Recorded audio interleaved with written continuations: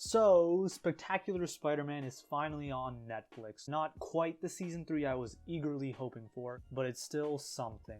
So, since the show is kinda being talked about a bit more than usual, I figured why not add to that flame and show Sony the demand for this show. Honestly, after my Cobra Kai video did not do so hot, I figured screw it. I'll just do the same thing, but use the Jello Apocalypse format. Go check out his videos, by the way. They are very, very good. Because I'm sorry to say, I'm not spending a full week to make something like that and have it poop out less than 2,000 views. Anywho, this is every Spectacular Spider-Man episode reviewed in 10 words or less. Only solid scores, meaning no 0.5s, 0.3s, or anything like that. And sadly, I will not be including negative scores because, it's the Spectacular Spider-Man, for crying out loud. Anyway, let's jump into it. An amazing first episode to an even more amazing show.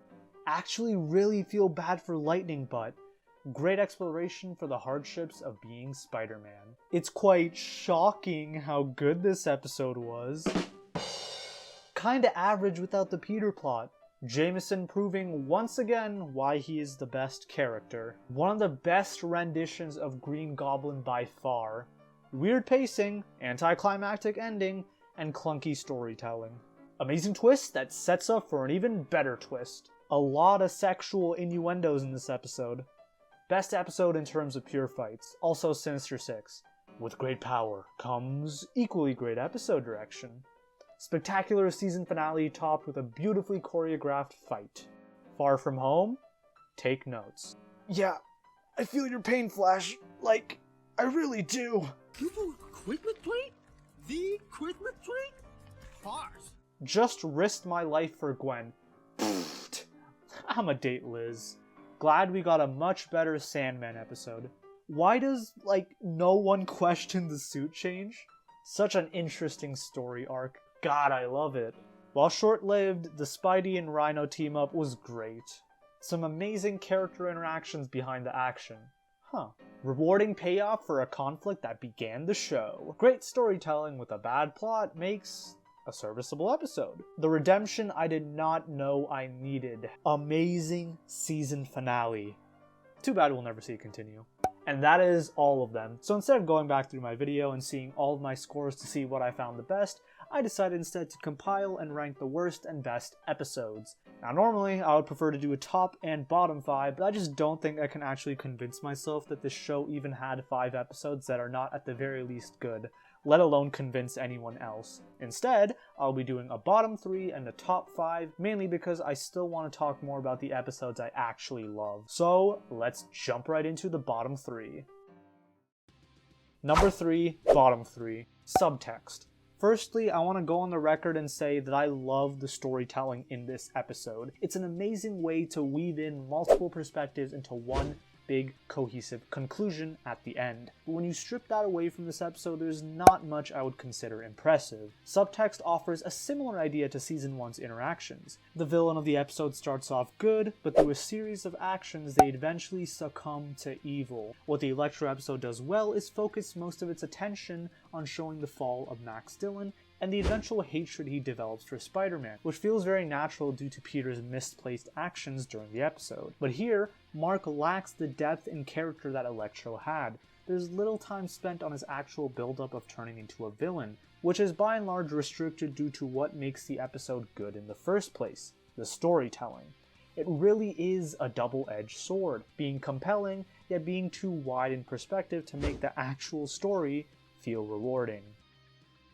Number 2, reaction. Now, objectively, I don't think this episode deserves to be here, but in my personal opinion, it is a tad bit of a disappointment for an introduction to one of my favorite Spidey villains. I have not read the portions of the comic that introduced Doc Ock, but I heard this episode does faithfully follow most of it. Thus, I will be explaining my problem strictly from a perspective of the episode, regardless of if it follows the comics well or not. I felt the actual transformation to Doc Ock was a bit of a letdown. I wish we got to see more of an apparent struggle for Otto to resist this side of him being influenced by the arms, something like in Spider-Man 2.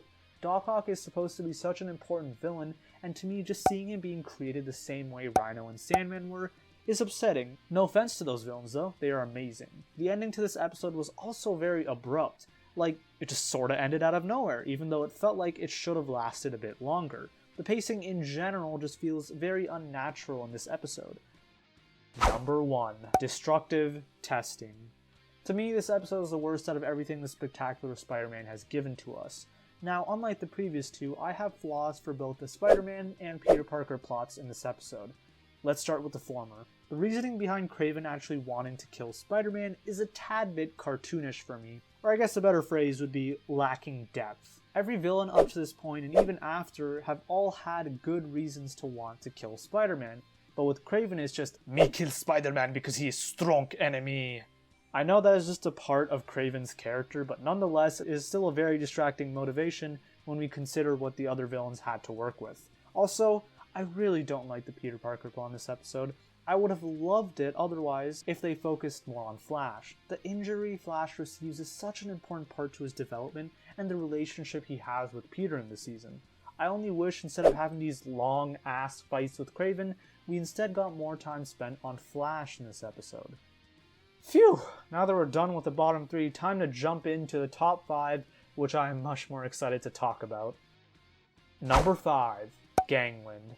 This episode is just amazing because it is chock full of so much payoff and in more ways than just one. The instance of this is how we finally get a full-fledged confrontation and somewhat of a resolution to the Big Man's story arc.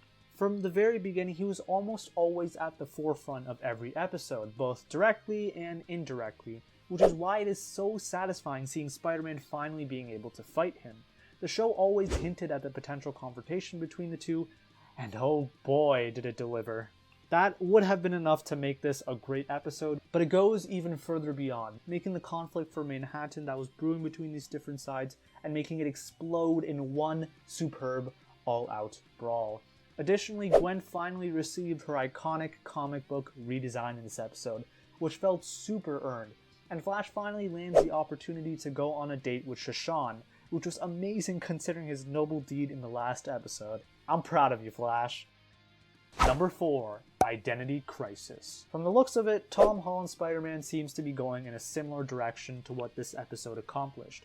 The only advice I can offer for how to adapt this story arc efficiently is to look at this episode for guidance. This episode works so well because it centers itself around the idea of reaction. Every single major or minor character essentially gets a chance to react to the news of Peter potentially being Spider-Man. The reason this is so interesting is because up to this point, no one besides Eddie actually knew about Spider-Man's identity.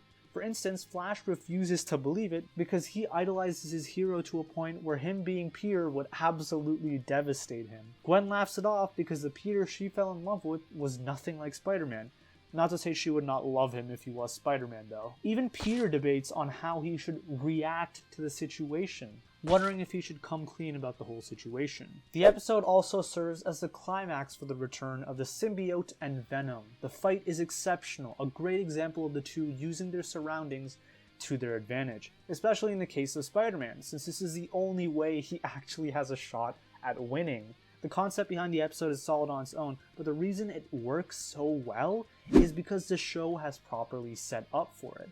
I worry about the MCU Spider-Man because unlike Spectacular, the people that are closest to Peter already know about his identity, so the reaction aspect will not be as prominently there, and that's the whole purpose in adapting this character arc to perfection.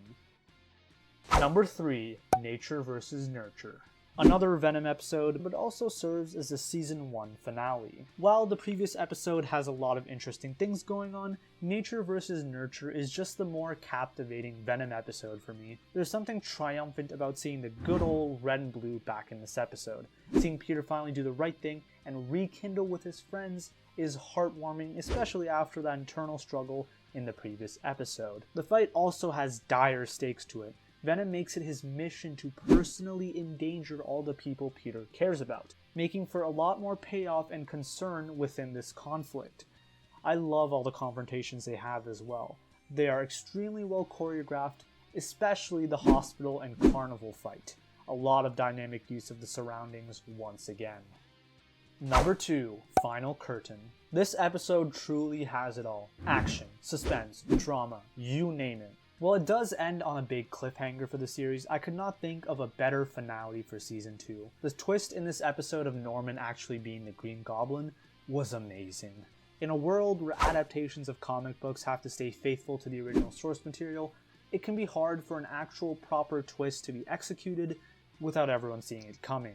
This episode is an example of how to subvert expectations through known facts. In the comics, movies, and everything else, Norman is usually the Green Goblin first. The show writers knew this and began planting the seeds for this twist from essentially the very start.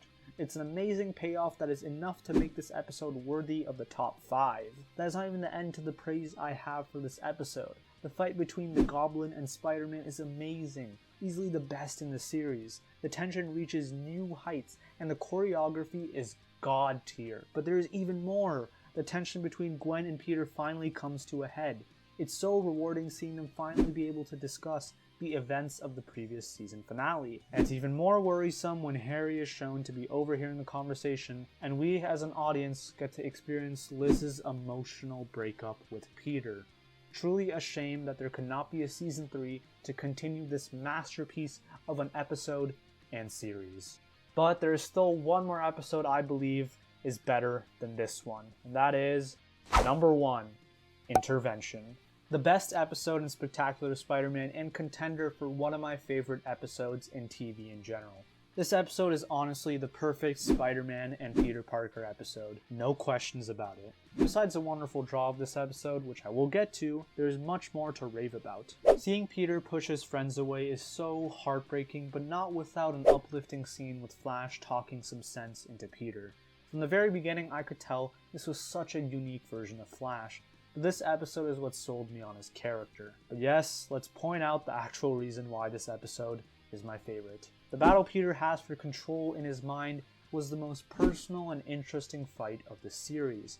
Not the best in terms of choreography, but the best in terms of identity. Something that it explores so well. We are at the point where Peter is struggling with his identity. It has been like that from as far back as episode 3, maybe even further back.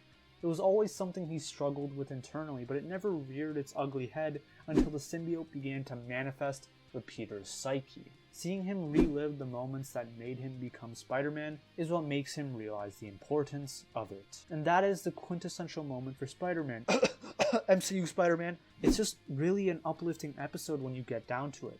I love Uncle Ben's role. I love this simple flashback of all the people Peter has saved and made friends with. I love the final fight between Symbiote Spider-Man and the red and blue one. And you know what? I just fucking love this episode. And yeah, I think that sums it up, to be honest. Hey guys, thank you so much for watching that video. Just a quick disclaimer, this was scripted and mostly recorded about like a month and a half ago. So if you noticed in the intro, some of my claims seem outdated, like with the Cobra Kai video. That is why. I'd like to thank all of you guys for, the views that the Cobra Kai video has gotten. I just wanted 1K and we managed to get to 3K at the time of me recording this segment. Yeah, I don't really have much else to say. The next scripted video will be coming up soon, hopefully. It's going to be a good one. That's really all I can say. So yeah, thank you all so much for watching again, and I will catch you all in the next video.